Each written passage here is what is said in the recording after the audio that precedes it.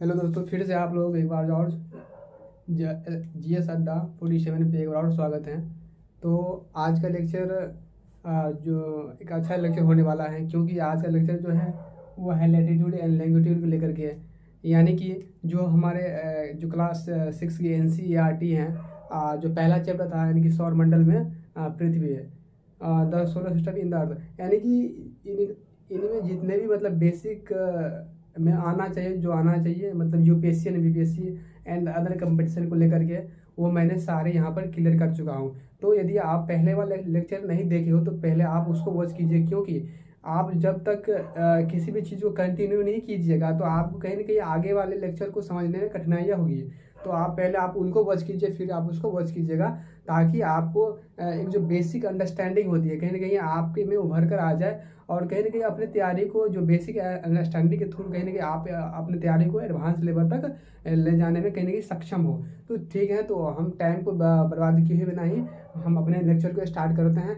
यदि उससे पहले आप मेरे चैनल को सब्सक्राइब नहीं किए हैं तो आप उसको प्लीज़ सब्सक्राइब कीजिए, ताकि जो भी मैं अपने यूपीएससी बीपीएससी इत्यादि बड़े और कंपटीशन एग्जाम को लेकर के यदि जो भी कंटेंट डालूँ तो पहले आपके पास जाए और आप उसको सबसे पहले वॉच करें और अपने तैयारी में उसको ऐड ऑन कीजिए। ठीक है, तो पहले ठीक है, तो हम अपने लेक्चर को स्टार्ट करते हैं। आप एक बार और ध्यान दीजिएगा, क्योंकि आज का जो लेक्चर है वो लॉन्गिट्यूड एंड लैटिट्यूड को लेकर के हैं, क्योंकि वहाँ से जो यूपीएससी बार बार क्वेश्चन उठाकर पूछती है। तो आपको आज हम बताएंगे किस प्रकार से यूपीएससी क्वेश्चन मतलब पूछती है, किस प्रकार से मतलब आगे भविष्य में हो सकता है, आगे वाले फ्यूचर में यानी कि 23 और 24 इत्यादि जो आगे वाले मतलब सालों में जो UPSC and BPSC other competition exam होगी उसमें मतलब वहाँ से क्वेश्चन आने की जिस प्रकार से संभावनाएं बनेगी, तो वहाँ से मैं आपको बहुत ही बेसिक तरीका से बताऊंगा। आप प्लीज़ इस वीडियो को स्किप मत कीजिएगा, आप शुरू से अंत तक देखिएगा, तभी आपको कुछ ना कुछ वहाँ से समझ में आएगी। ठीक है, नहीं तो अन्यथा आपको यदि आप शुरू में कुछ देखते हो फिर उसको आप स्किप कर देते हो तो आपका जो बेसिक कहीं की अंडरस्टैंडिंग होगी बहुत ही लो हो जाएगी। आप कहीं ना कहीं बड़ी एडवांस जैसे मतलब सिलेबस को कवर करने में आपको कठिनाई होगी। ठीक है, तो आप हम वीडियो को स्टार्ट करते हैं। तो आज हम बताने वाले हैं लैटिट्यूड एंड लॉन्गिट्यूड को लेकर के, यानी कि अक्षांश और देशांतर को लेकर के। यानी कि अक्षांश और देशांतर एक अच्छे चैप्टर हैं, क्योंकि ये बेसिक अंडरस्टैंडिंग यानी कि हमारे जो मेरा जो ग्लोब है, ठीक है, उसको लेकर कहीं ना कहीं ये बहुत सारे हमको जानकारियाँ प्रदान करती हैं। ये कोई भी देश एक कहीं ना कहीं फिजिकल कैटेगरी के अंदर जो इसका लोकेशन होता है कहीं ना कहीं उसी के माध्यम से हमको पता चलता है वहाँ क्लाइमेट कैसी होगी, वहाँ का मतलब वातावरण कैसे, वहाँ पर रेनफॉल कैसे होगी इत्यादि, जो एक कहीं ना कहीं एक भौगोलिक सीमाओं को यानी कि भौगोलिक स्थिति को तय करते हैं प्रत्येक देशों के लिए, कौन सी लैटिट्यूड है लैटिट्यूड। ठीक है, वहाँ से आपको बहुत चीज़ समझ में आएगी। ठीक है, मैं बता रहा हूँ कुछ, आप प्लीज़ आप सही से उसको ध्यान दीजिएगा और उसको नोट मतलब आप जब भी क्लास करते हो तो प्लीज़ आप पेन और कॉपी लेकर बैठिए, उसको अटेंड कीजिए, नोट कीजिए, ताकि आप अपनी तैयारी को बेहतर बना सकें। ठीक है, तो हम चलते हैं। आपको मतलब लैटिट्यूड समझने से पहले आपको ये जानना जरूरी है कि लैटिट्यूड कहते हैं किसको, लैटिट्यूड को हम कैसे पहचानेंगे। यदि आपको किसी नक्शा के थ्रू आपको इसको कोई बोल दिया जाए कि भाई बताओ कि नॉर्थ अमेरिका का लैटिट्यूड कितना है, तो कहीं ना कहीं आप यदि आपको ये नहीं मालूम होगा कि नॉर्थ अमेरिका में लैटिट्यूड किस डायरेक्शन की ओर जाती है, तो आप लैटिट्यूड नहीं निकाल सकते हो। क्यों? क्योंकि आपको लैटिट्यूड मालूम नहीं है। तो इसीलिए मैं आपको अक्षांश बता देता हूँ पहले कि अक्षांश का जो लाइन वाइज है वो क्या होती है नहीं होती है, वो ध्यान दीजिएगा। तो लैटिट्यूड का मतलब होता है अक्षांश, आप भी जानते हो। यानी कि अक्षांश क्या होती नहीं होती हैं आपको मैं ये बता देना चाहता हूँ। अक्षांश के माध्यम से हम किसी देश की मतलब जो एक भौगोलिक सीमाएं होती हैं, भौगोलिक स्थिति होती है, क्या है नहीं है कि कोई भी देश किसने मतलब कितने डिग्री या कितने डिग्री मिनट के अंदर में सिचुएटेड है यानी कि स्थित हैं, तो इन्हीं के माध्यम से हमको पता चलता है। कैसे? ये देखिए, ये है अक्षांश। ठीक है, तो अक्षांश के माध्यम से हम किसी देश की क्या करते हैं, किसी देश की कहीं ना कहीं क्या करती है भौगोलिक, किसी देश की, सॉरी माफ कीजिएगा, किसी देश की जो भौगोलिक सीमा होती है, भौगोलिक स्थिति को डिनोटेड करता है, ध्यान रखना। यानी कि किसी देश की भौगोलिक स्थिति को क्या करती हैं, डिनोटेड करती हैं। क्या अक्षांश कि इस देश की जो अक्षांश से विस्तार कितना होगा नहीं होगा, तो हम इन्हीं के माध्यम से पता कर सकते हैं। तो अभी हम जस्ट आपको बताएंगे कि किसी देश की जो अक्षांश रेखा है किस प्रकार से किधर हो जाती है। यानी कि हम ये रहा ग्लोब, ध्यान दीजिएगा। तो ये जो आप ये वाला लाइन जो देख रहे हो, तो ये कहीं ना कहीं क्या है, ये कहीं ना कहीं क्या है, ये कहीं ना क्या है बताओ, ये है क्या, उसको हम लैटिट्यूड बोलते हैं, यानी कि अक्षांश, जो किधर से किधर की ओर जाती है। यानी कि आप बोले नॉर्थ से साउथ की ओर या साउथ से कहीं ना कहीं नॉर्थ की ओर। तो ये किधर से किधर की ओर होती है, इधर इधर से यदि हम मान लो कि ये कितना है 8 डिग्री है, तो इसी प्रकार से हम मान सकते हैं, उसी प्रकार से वो क्या करती है, बढ़ती है। एग्जाम्पल के लिए बता दिया आपको 8 डिग्री, ठीक है। तो ये किधर से किधर जाती है, ये कहीं ना कहीं मतलब नॉर्थ की ओर जाती है, ध्यान रखना, उत्तरी अक्षांश के, यानी कि अक्षांश किसे बोलेंगे, उत्तर दक्षिण से उत्तर की ओर जाए या उत्तर से दक्षिण की ओर जाए, ठीक है। तो ये अक्षांश हो गया। हम देशांतर किसको बोलेंगे, जो कहीं ना कहीं ये जो लाइन आपको दिखाई में आ रहा है, इसको हम देशांतर बोलते हैं। क्या बोलते हैं उसको, हम देशांतर बोलते हैं।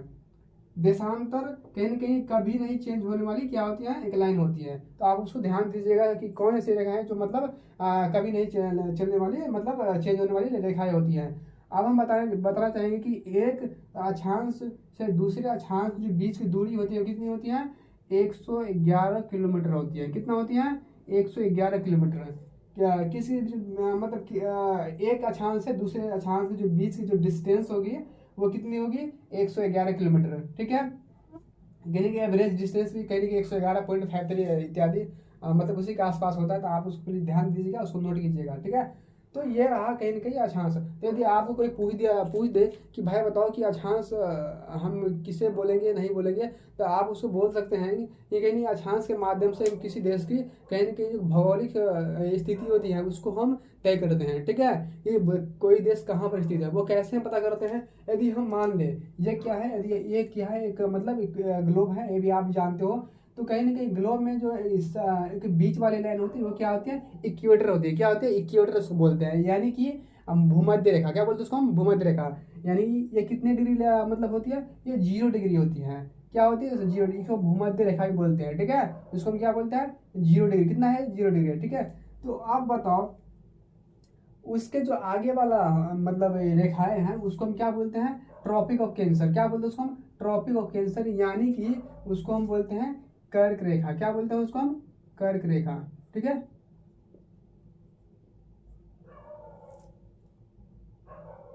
और ये जो रेखा है इसको हम क्या बोलते हैं, इसको छोड़िए, ये जो है ये जिसको हम बोलते हैं मकर रेखा। क्या बोलते हैं उसको हम, मकर रेखा। इसको हम बोलते हैं इंग्लिश में ट्रॉपिक ऑफ कैंसर, इसको हम ट्रॉपिक ऑफ कैप्रिकॉर्न। क्या बोलते हैं इसको हम, ट्रॉपिक ऑफ कैप्रिकॉर्न, इसको हम बोलते हैं ट्रॉपिक ऑफ कैंसर। तो आप इंग्लिश से भी ध्यान रखिएगा प्लीज, क्योंकि ये छोटे छोटे वर्ड हैं, यदि आप अभी से ध्यान नहीं रखोगे तो कहीं ना कहीं आपका इंग्लिश कहीं ना बेसिक चीज के मतलब मामले में आपका बहुत ही कमजोर हो जाएगी। और कहीं ना कहीं आपको कहीं ना कहीं बेसिक चीजों को समझने में भी कहीं इंग्लिश के माध्यम से आपको कठिनाई होगी। तो आप इंग्लिश को भी आप ध्यान दीजिएगा, आप ध्यान दीजिएगा। तो ठीक है, ये क्या हो गया बताओ, इसको हम इक्वेटर बोलते हैं। इक्वेटर के मतलब जो 23.5 डिग्री इक्वेटर के बाद मतलब 0 डिग्री बात करते हैं, 23.5 डिग्री मतलब साउथ। तो 23.5 डिग्री साउथ 0 और 23.5 डिग्री साउथ जो 23.5 डिग्री जो मतलब साउथ है, ये जो मतलब लाइन आपको दिख रहा है वो क्या है, मकर रेखा है। उसको हम क्या बोलते हैं, मतलब इसको बोलते हैं हम ट्रॉपिक ऑफ सॉरी, इसको हम बोलते हैं आर्कटिक अंटार्कटिक सर्कल। अब अंटार्कटिक सर्कल यानी कि अंटार्कटिक रेखा बोलते हैं उसको हम, क्या बोलते हैं उसको हम, अंटार्कटिक सर्कल या अंटार्कटिक रेखा, जो ही बोलिए आप। इसको हम क्या बोलते हैं, आर्कटिक सर्कल, आर्कटिक रेखा, ठीक है। ये हो अंटार्कटिक रेखा, अंटार्कटिक रेखा, ठीक है। उसको अंटार्कटिक सर्कल बोलते हैं, उसको आर्कटिक सर्कल बोलते हैं, ध्यान रखना। तो ये रहा आपका कुछ न कुछ ये जो बेसिक चीज़ है, या आपको कहीं ना कहीं आपको मालूम होना चाहिए कि क्या होती है नहीं होती है आर्कटिक। तो आपको सबसे पहले क्या करना चाहिए, ये आपको बता चुके हैं कि लैटिट्यूड क्या होती है, लैटिट्यूड क्या होती है। इन दोनों के माध्यम से किसी देश की जो भौगोलिक स्थिति होती है उसको वो तय कर पाते हैं कि कोई देश कहाँ पर सिचुएटेड है यानी कहाँ पर स्थित है। उसी के माध्यम से बताते हैं कि वहाँ का जो क्लाइमेट सिस्टम क्या होगा नहीं होगा, वहाँ पर किस प्रकार की जलवायु विद्यमान होगी नहीं होगी, उसी के माध्यम से हम पता करते हैं, ठीक है। तो उसी प्रकार से हम बता सकते हैं ये कितना है, 23.5 डिग्री साउथ। यदि हम इक्वेटर से हम कहीं कहीं नीचे आते हैं, यानी कि मतलब साउदर्न हेमीस्फीयर के अंदर है, तो उसको हम क्या बोलते हैं, साउथ बोलेंगे। यदि हम इक्वेटर से ऊपर जाएंगे यानी कि नॉर्दर्न हेमिस्फीयर के ऊपर, तो जो उससे पहले वाली रेखा होगी करके रेखा यानी इक्वेटर, उसको हम ट्रॉपिक कैंसर बोलते हैं। यदि उसको क्या बोलते हैं हम, ट्रॉपिक मतलब आर्कटिक सर्कल बोलते हैं। यदि उससे आप ऊपर जाएगा तो कहेंगे नॉर्दर्न हेमिस्फीयर, यानी क्या बोलते हैं नॉर्थ, यानी कि 90 डिग्री। तो आपको बता देना चाहेंगे कि ये मतलब 23.5 डिग्री नॉर्थ यानी कि 23.5 डिग्री साउथ के बीच का जो मतलब ये जो खाली मतलब एक लाइन है उसको ये जो मतलब कहेंगे ये फिलिंग द ब्लैंक्स, उसको हम क्या बोलते हैं टॉरेट जोन, यानी कि उष्ण कटिबंध। क्या बोलते हैं उसको हम, उष्ण कटिबंध। उसके बाद हम बोल सकते हैं कि यानी कि 23.5 डिग्री साउथ बोले या 23.5 डिग्री साउथ या 66.5 डिग्री नॉर्थ बोले, तो उन दोनों के बीच जो मतलब जिस प्रकार से कहेंगे कि यहाँ का जो कटिबंध है उसको हम शीतोष्ण कटिबंध बोलते हैं, ध्यान रखिएगा प्लीज, ठीक है। उसी प्रकार से आप 23.5 डिग्री साउथ और 66.5 नॉर्थ मतलब के बीच का जो भाग हुआ उसको क्या बोलेंगे हम, कहेंगे शीतोष्ण कटिबंध बोलेंगे। और 23.5 डिग्री नॉर्थ से लेकर 23.5 डिग्री साउथ के बीच जो मतलब भाग है उसको क्या बोलेंगे हम, टॉरेट जोन। और उनके बाद 66 डिग्री नॉर्थ से लेकर 90 डिग्री जो मतलब नॉर्थ होगी उसको हम क्या बोलेंगे, फ्रीडिज जोन, यानी कि उसको हम बोलते हैं शीतित कटिबंध। क्या बोलते हैं उसको हम, शीतित कटिबंध, ठीक है, यानी कि इसमें फ्रीडिज जोन बोलते हैं, ठीक है।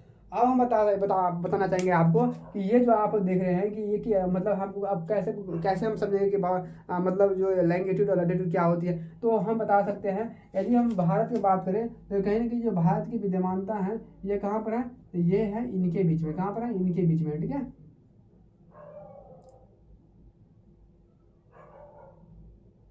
ये रहा भारत। तो कहीं ना कहीं ये आप यहाँ पर मैं दिखा चुका हूँ कि जो कर्क रेखा है वो क्या है, भारत को दो भागों में बांटती हैं। यानी कि हम बताना चाहेंगे ये जो आपको लाइनें दिख रही है यही है क्या, अक्षांश, ठीक है। और मैं आपको बता देना चाहूंगा कि ये जो रेखा है ये इसको हम क्या बोलते हैं, देशांतर बोलते हैं।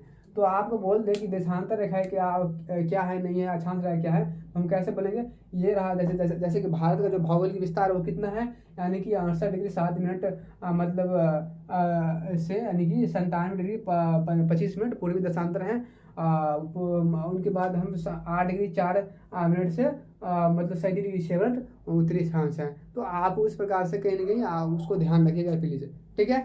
तो इस प्रकार से हम बताना चाहेंगे कि ये जो बेसिक लेक्चर है उसको आप अपने मतलब तैयारी में डाउन कीजिएगा।